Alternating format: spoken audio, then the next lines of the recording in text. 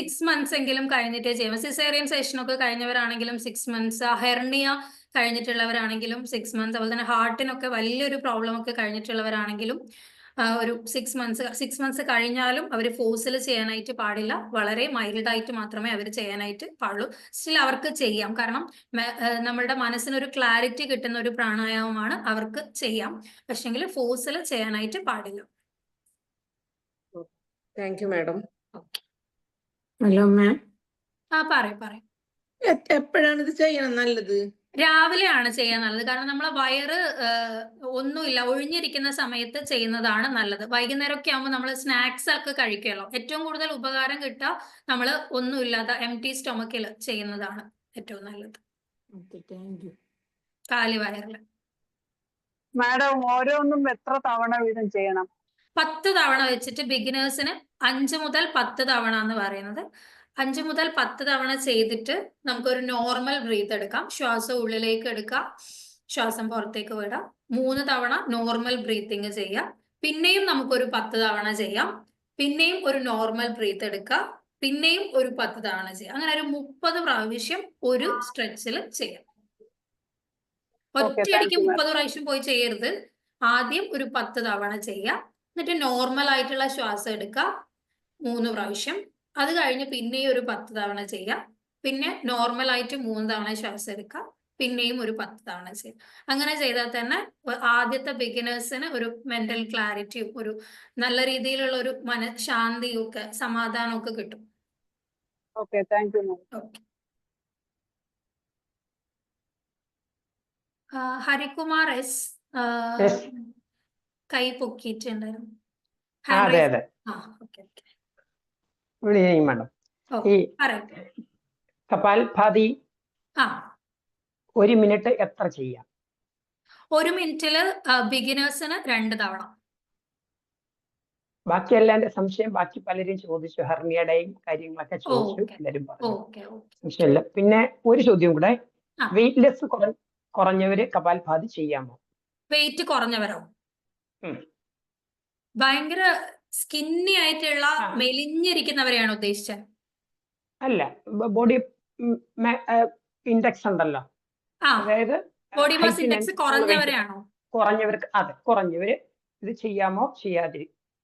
Body mass index കുറഞ്ഞവര് ഈ പ്രഗ്നൻസിയിലൊന്നും ചെയ്യരുത് എന്ന് പറയുന്നതും വളരെ വീക്ക് ആയിട്ടുള്ള ആൾക്കാർക്ക് ഇതെന്ന് വെച്ചാൽ നമ്മളുടെ സ്ട്രോങ് ആയിട്ടുള്ള ഒരു പ്യൂരിഫിക്കേഷൻ പ്രോസസ് ആണ് നമ്മളെ ശരീരത്തിൽ നടക്കുന്നത്. നമ്മളെ ചിന്തകളെയൊക്കെ മാറ്റാനുള്ള അത്രയും സ്ട്രോങ് ആയിട്ടുള്ളത്. അതുകൊണ്ടാണ് ഞാനിപ്പോൾ വരുമ്പോൾ തന്നെ എല്ലാവരോടും ഭക്ഷണം കഴിക്കാണ്ട് വരണം എന്നുള്ള രീതിയിൽ പറഞ്ഞത്.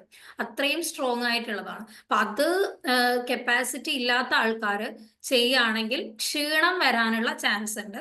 പക്ഷെ എന്ന് വെച്ചിട്ട് അവരോട് ചെയ്യരുത് എന്ന് പറയുന്നില്ല. ഫോഴ്സ് കുറച്ചിട്ട്, ഞാൻ പറഞ്ഞല്ലോ 60 വയസ്സ് കഴിഞ്ഞ ആൾക്കാർ ഒക്കെ ചെയ്യുന്നത് പോലെ അവർക്ക് ചെയ്യാം. കോൺട്രാ ഇൻഡിക്കേറ്റഡ് അല്ല, പക്ഷെ എന്താണ്, അവരുടെ ബോഡി മാസ് ഇൻഡെക്സ് കുറവാണ്. അതുകൊണ്ട് യങ്സ്റ്റേഴ്സ് ആണെങ്കിൽ പോലും ഞാൻ നേരത്തെ പറഞ്ഞ പോലെ ഒരു 30 സ്ട്രെച്ച് 40 സ്ട്രെച്ച് ഒരുമിച്ചൊന്നും ചെയ്യാൻ അവർക്ക് പാടില്ല. വളരെ സ്ലോ ആയിട്ട് ഒരു 5 മുതൽ 10 തവണ അവർക്ക് ചെയ്യാം. അതുപോലെ പിത്തപ്രകൃതി ഉള്ളവർക്ക് കപാൽഭാതി ചെയ്യാമോ ചെയ്യാതിരിക്കും?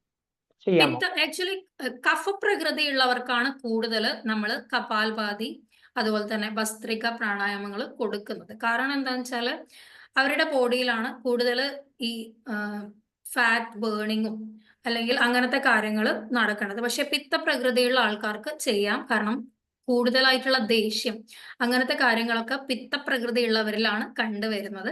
അപ്പം അവർക്ക് ചെയ്യാം. പക്ഷെ ഭയങ്കര ക്ഷീണമുള്ളവരൊക്കെ ആണെങ്കിൽ തുടങ്ങുന്ന സമയത്ത് ശ്രദ്ധിക്കുക, 5 മുതൽ 10 തവണ വരെ മാത്രം ചെയ്യാം. സാധാരണ സർജറി കഴിഞ്ഞാൽ 6 മന്തും, സാധാരണ സർജറി കഴിഞ്ഞാൽ 6 മാസം കഴിഞ്ഞ് ചെയ്യാം. ബൈപ്പാസ് കഴിഞ്ഞാൽ 1 ഇയർ കഴിഞ്ഞ് ചെയ്യാം, അങ്ങനെയല്ലേ? ബൈപ്പാസ് ഒക്കെ കഴിഞ്ഞു കഴിഞ്ഞാൽ ഒരിക്കലും ഫോഴ്സിൽ ചെയ്യരുത്. പേസ് മേക്കർ വെക്കുന്ന ആൾക്കാർ, ബൈപ്പാസ് ചെയ്യുന്ന കഴിഞ്ഞ ആൾക്കാരൊന്നും എത്ര കാലം കഴിഞ്ഞാലും ഫോഴ്സിൽ ചെയ്യരുത്. വളരെ പതിയെ വേണം ഈ ഒരു പ്രാണായാമം ചെയ്യാൻ. ഈ ഒരു പ്രാണായാമത്തിന് ഞാൻ ഏറ്റവും കൂടുതൽ പ്രിഫർ ചെയ്യുന്നത് യങ്സ്റ്റേഴ്സിനാണ്. പിന്നെ ചിന്തകളെ നിയന്ത്രിക്കാൻ പറ്റാത്ത ആൾക്കാർ, ഒരു 50 വയസ്സൊക്കെ വരെയുള്ള ആൾക്കാർ പ്രാക്ടീസ് ചെയ്ത് കഴിഞ്ഞാൽ അവർക്ക് പെട്ടെന്ന് തന്നെ നല്ല റിസൾട്ട് കിട്ടും. സർജറി കഴിഞ്ഞ ആൾക്കാർക്കും ചെയ്യാം, പക്ഷെ 6 മാസം. അതുപോലെ തന്നെ ഈ പേസ് മേക്കർ, അതുപോലെ തന്നെ ഈ ഹാർട്ട് സർജറീസ് ഒക്കെ കഴിഞ്ഞ ആൾക്കാർ 1 വർഷം വരെ വെയിറ്റ് ചെയ്തിട്ട് ചെയ്താൽ മതി. അതും ഫോഴ്സ് ഇല്ലാതെ വേണം ചെയ്യാനായിട്ട്. ഈ സന്തതി പ്രാണായാമം ആർക്കൊക്കെ ചെയ്തുകൂടാ? സന്തത പ്രാണായാമം എല്ലാവർക്കും ചെയ്യാം, ആർക്കും ചെയ്യാൻ പറ്റാത്തതായിട്ടില്ല. പിന്നെ ഭയങ്കരമായിട്ട് തണുത്ത ക്ലൈമറ്റുകളിൽ ചെയ്യുമ്പോൾ നമുക്ക് ബുദ്ധിമുട്ട് വരാനുള്ള ചാൻസ്, പിന്നെ പല്ലില് കേടുകളൊക്കെ ഉള്ള ആൾക്കാർ ചെയ്യുകയാണെങ്കിൽ അവർക്കൊരു പല്ല് പുളിപ്പൊക്കെ വരാനുള്ള ചാൻസ് ഉണ്ട്. കാരണം പല്ലിന്റെ ഉള്ളിലൂടെയാണല്ലോ നമ്മൾ ചെയ്യുന്നത്. അപ്പം അങ്ങനത്തെ ആൾക്കാർക്ക് ചെറിയൊരു ബുദ്ധിമുട്ട് ഇതാക്കിയിട്ടുണ്ട്. ബാക്കി എല്ലാവർക്കും സന്തത പ്രാണായാമം ചെയ്യാം. Thank you. ഓക്കെ, ഇനി എന്തെങ്കിലും ഡൗട്ട് ആർക്കെങ്കിലും ഉണ്ടോ? മാഡം, ഈ ഡിസ്ക് ബൾജ് ഉള്ളവർക്ക് ചെയ്യാമോ? ഡിസ്ക് ബൾജ് ഉള്ളവരുടെ കാര്യമാണ് നേരത്തെ പറഞ്ഞല്ലോ.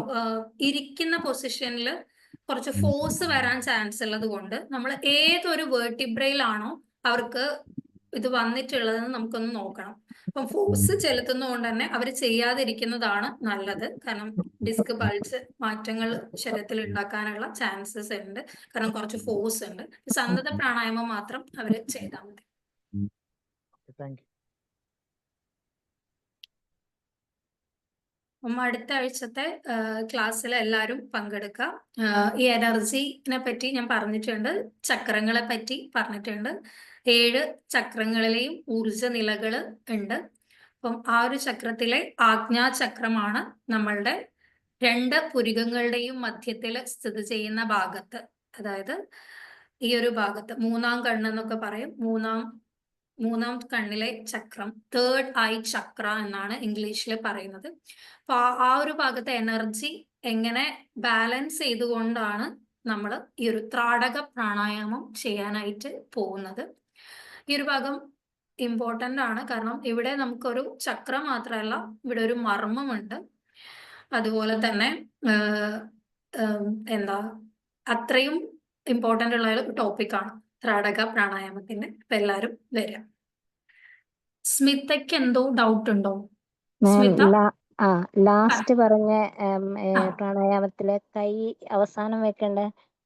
ആദ്യം കൈ ഉയർത്തി പിന്നെ കൈ എങ്ങനെ വെക്കണ്ടേ? കൈ ഇങ്ങനെ കൈ കൂട്ടി പിടിക്കാം, മുഷ്ടി ചുരുട്ടി പിടിക്കില്ലേ ഇങ്ങനെ.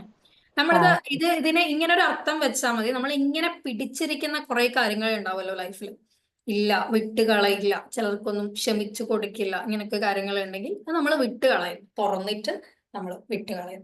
പിന്നെയും പിടിച്ചു വെക്കുന്നവരുണ്ട്, പിന്നെയും വിട്ടുകളയും. പിടിച്ചു വെക്കുക, വിട്ടുകളയാം, അങ്ങനെ ഓർത്താൽ മതി.